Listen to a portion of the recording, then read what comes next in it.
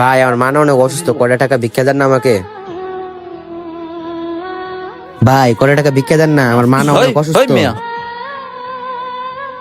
ভাই আমার কয়টা টাকা দান করেন না, আমার মা না খুব অসুস্থ। আচ্ছা, আরে ছোট লোকের বাচ্চা, তোর কত বড় সাহস? নোংরা হাত দিয়ে তুই আমার দামি শার্টটা ধরছো।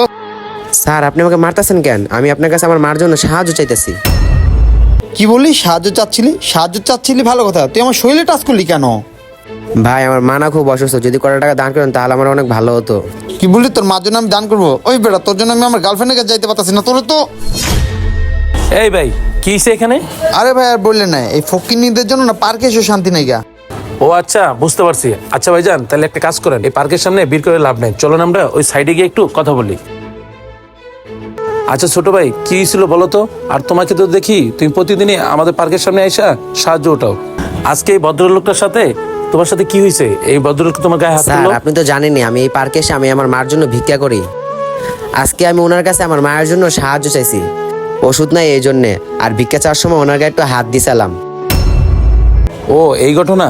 আচ্ছা ভাই, ও আমাদের এই গেটের সামনে প্রতিদিনই এইভাবেই সাহায্য তোলে, আর ওই আপনার গায়ে হাত দিছে দেখা আর আপনি এইভাবে ওরকে মারলেন, এটা কি ঠিক করছেন আপনি?